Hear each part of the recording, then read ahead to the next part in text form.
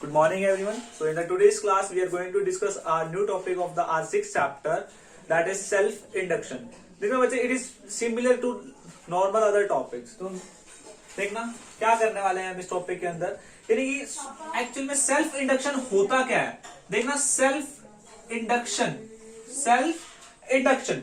Do you know what self is? Self means अपने आप करना. सेल्फ मीन्स अपने आप करना. तो यहाँ पे भी ना कुछ ऐसा सही केस होता है, यानी कि ये एक ऐसी प्रॉपर्टी होती है, यानी कौन से वाली, एक ऐसी प्रॉपर्टी जब एक करंट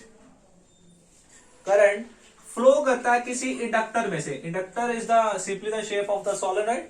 ठीक है, जब एक इंडक्टर करंट कहां से कहां फ्लो करता है, इंडक्टर में से, जब भी करंट क्या होगा, चेंज होगा, वहां पे एक इंड्यूस्ड ईएमएफ प्रोड्यूस होने वाला है. क्या बोला अभी मैंने कि जब भी एक करंट इंड्यूस्ड ईएमएफ में से पास करेगा, वहां पे क्या होने वाला है, इंड्यूस्ड ईएमएफ प्रोड्यूस होने वाला है. तो देखना दो केसेस आएंगे हमारे पास में. पहला केस क्या आता है, when key is of, when key is on, यानी कि हमने की को क्या किया, ऑन किया, करंट क्या हुआ, मिनिमम से मैक्सिमम होना स्टार्ट हुआ. कहां से पास हुआ, यहां से मैग्नेटिक फील्ड लाइंस बनने वाली हैं. तो मैग्नेटिक फील्ड लाइंस अगर बनेगी तो देखना बच्चे क्या होने वाला है, यहाँ पे rate of change of magnetic flux आएगा, और change of magnetic flux means an induced EMF is produced. Similarly when key is off, जब क्या मतलब करंट को हमने एकदम से जब पीक पॉइंट पे कर दिया था, क्या कर दिया था, करंट को पीक पॉइंट पे कर दिया था. अब करंट तो और ज्यादा हम करने से रहे, इसलिए हमने करंट को क्या किया, डिक्रीज कर दिया. डिक्रीज हम कैसे कर सकते हैं, की को जैसे ही ऑफ किया तो करंट डिक्रीज होना स्टार्ट होगा, ग्रेजुअली एकदम से नहीं होने वाला. जैसे ही डिक्रीज होगा, करंट डिक्रीज हुआ, मैग्नेटिक फ्लक्स क्या होने वाली है, डिक्रीज होने वाली है, और फिर से हमारे पास में क्या आने वाला है, इंड्यूस्ड ईएमएफ आने वाला है. तो देखना बच्चे, ठीक है, इससे हमें क्या पता चला कि जो हमारी जो फ्लक्स है, जो चेंज ऑफ फ्लक्स है, वो किस पे डिपेंड कर रहा है, करंट पे, यानी कि phi is directly proportional to current. Phi is magnetic flux. जब ये प्रोपोर्शनलिटी साइन हटाते हैं, एक कांस्टेंट आता है, that is L, and L is the coefficient of self induction. L is the coefficient of self induction. And as we know, EMF क्या होता है, rate of change of flux, यानी कि minus d phi by D t. Phi की value हमारे पास में आ गई, यहाँ पे पुट करेंगे, आपके पास में ई की वैल्यू, ईएमएफ की वैल्यू क्या आती है, minus L d I by D T. ठीक है, तो अब बात करते हैं हम कॉम्बिनेशन ऑफ इंडक्टर्स की, मतलब कॉम्बिनेशन ऑफ इंडक्टर्स. इंडक्टर्स को हमने क्या करना है, साथ में जोड़ना है. तो देखना, जैसे हमने रेजिस्टर की केस में हम जोड़ते थे रेजिस्टर्स को, यहाँ पे हम इंडक्टर्स को जोड़ने वाले हैं सीरीज में और पैरेलल में. पहले क्या हुआ, जैसे ही हमने करंट को यहाँ पे ऑन किया, की को ऑन किया, तो करंट पास होना स्टार्ट हो जाएगा, पॉजिटिव से नेगेटिव, और पॉजिटिव से नेगेटिव क्या जा रहा है, current. And as we know, in series potential क्या होता है, अलग होता है, और करंट क्या रहता है हमारे पास में, सेम. पोटेंशियल अलग होता है. सपोज इसका पोटेंशियल E1, यानी कि हम ईएमएफ के केस में कैसे को कंसीडर करते हैं, E2 एंड E3. तो नेट ईएमएफ क्या आएगा, E1 plus E2 plus E3. And what is E, that is minus L d I by D t. And what is E1, minus L1 d I one by D t. Similarly other ones. तो क्या किया, देखना सभी में से क्या common आ रहा है, सभी में से क्या D I by D T common आ रहा है, यहां से कट जाएगा, माइनस भी कॉमन आ रहा है, माइनस से माइनस कट जाएगा. तो आपके पास में एल की वैल्यू कितनी आएगी, L is equal to L1 plus L2 plus L3. मतलब डायरेक्ट जैसे रजिस्टर के केस में होता है, सीरीज में होता है R is equal to R1 plus R2 plus R3. वही अगर बात करते हैं इन पैरेलल के अंदर, किसके अंदर, इन पैरेलल कॉम्बिनेशन. देखना हमें पता है पैरेलल कॉम्बिनेशन में क्या चीज सेम रहती है, पोटेंशियल सेम रहता है, और करंट क्या करता है, डिफर करता है. देखना यहाँ पे डायग्राम में I1 for inductor this, I2 for this, and I3 for this. तो क्या करने वाला है, नेट करंट कैसे आएगा, I is equal to I1 plus I2 plus I3. And देखना सभी को क्या कर दिया, डिफरेंशिएट कर दिया, जैसे D I one by D T, D I one by D T, D I two by D T, D I three by D T कर सकते हैं, क्योंकि हमें पता है डिफरेंशिएशन में लॉ होता है कि अगर कुछ भी क्या डिफरेंशिएशन में प्लस माइनस हो जाए तो दोनों के लिए क्या हो जाता होता है, अलग हो जाता है. दैट्स व्हाई हमने वहां पे उसमें भी क्या करा है, सेम केस लिया है. तो ये आपके काम का नहीं है. ठीक है, तो ये चीज हुई. तो क्या हुआ कि d I by D t की वैल्यू अगर आप कहां से निकालते हो, as we know E is equal to minus L d I upon में dt।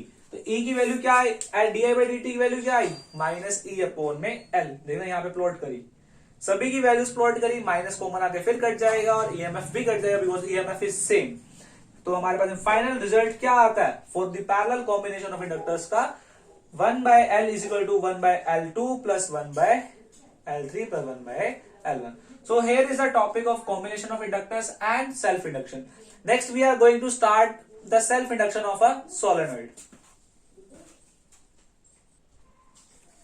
Now बच्चे we are going to discuss our topic that is self induction of a solenoid. हमने अभी पढ़ा किसके बारे में, solenoid के बारे में। अब बात करते हैं self induction of a solenoid की।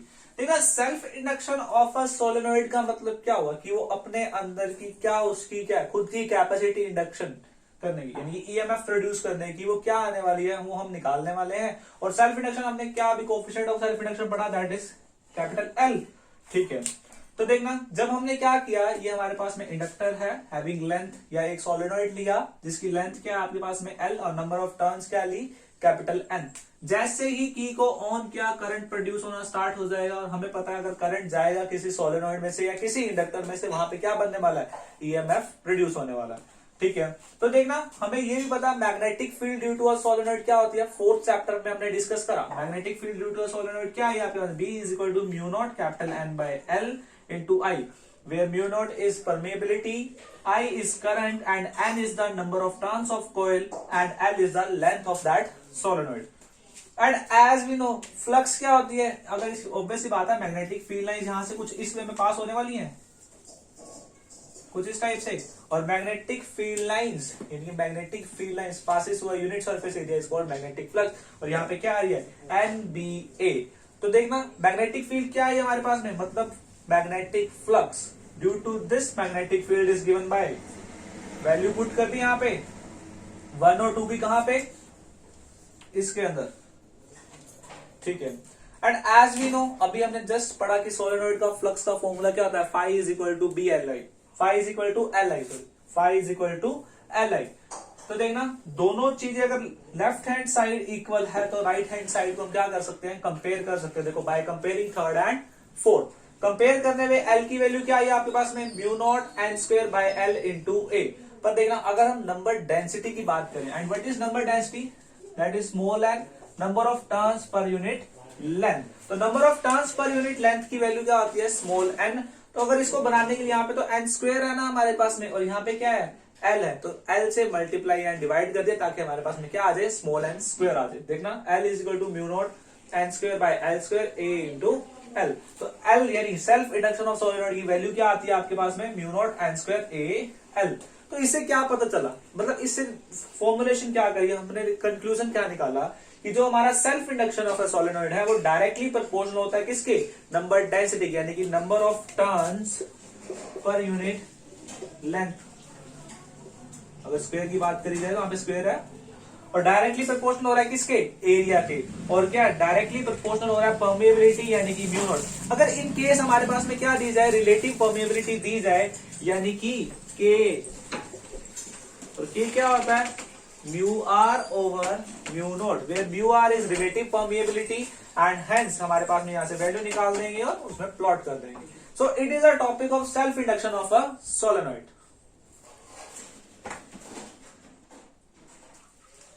Now बच्चे we are going to discuss that new topic is energy stored in an inductor, यानी कि energy stored in the inductor। तो energy stored in the inductor का देखना कैसे निकालने वाले हम, एज वी नो पावर क्या होता है, वर्क डन अपॉन में टाइम टेकन, यानी कि P is equal to dW by dt, and dW is a work done is a kind of energy, या हम उसको एनर्जी बोल सकते हैं। dW is equal to P dt, and as we know power का formula क्या होता है, VI। पावर का फॉर्मूला VI का मतलब क्या हुआ, हम यहाँ पे इंडक्टर में क्या लेते हैं, पोटेंशियल की जगह EMF, यानी पावर का फॉर्मूला क्या है हमारे पास में, EI। तो देखना पावर की वैल्यू रखी dW is equal to EI dt। तो हमने क्या किया, ये तो स्मॉल कंपोनेंट के लिए ना, हमें किसके लिए चाहिए, पूरे के लिए चाहिए, तो उसको क्या करने वाले हैं हम, इंटीग्रेशन करने वाले। तो इंटीग्रेशन देखो dW की इंटीग्रेशन W L, देखना EMF की वैल्यू क्या होती है, L di by dt, हमने जैसा भी करा, that is D I upon में L di अपॉन में dt, dt से dt कट किया तो L तो क्या आ गया बाहर बिकॉज कांस्टेंट है, आई डी आई का इंटीग्रेशन क्या होता है, that is I square by 2। तो हमारे पास में energy stored in the inductor क्या आई है, हाफ एल आई स्क्वायर या एल आई स्क्वायर बाय 2। वही बात करते हैं एनर्जी डेंसिटी की, very very important formula for us, energy density. It is the energy stored per unit volume. याद करो ये तो क्या है, मैग्नेटिक एनर्जी डेंसिटी है। अगर इलेक्ट्रिकल एनर्जी डेंसिटी का हमारे पास में एक फॉर्मूला था सेकंड चैप्टर में कैपेसिटेंस के केस में, that is half epsilon not E square. उसी तरीके से यहाँ पे क्या आया, बी स्क्वायर, या कह सकते हो हाफ बी स्क्वायर अपॉन में म्यू नॉट। ठीक है, अब बात करते हैं एप्लीकेशंस ऑफ सोलेनोइड की, मतलब ये सोलेनोइड यूज कहां कहां होता है। पहला इलेक्ट्रिकल स्पार्कलिंग में हम इसको यूज करते हैं, और दूसरा है non inductive coil. So this is all for our today's class. In next class we are going to discuss about the mutual induction and how mutual induction works. ठीक है, तो ठीक है, you can take a screenshot of this.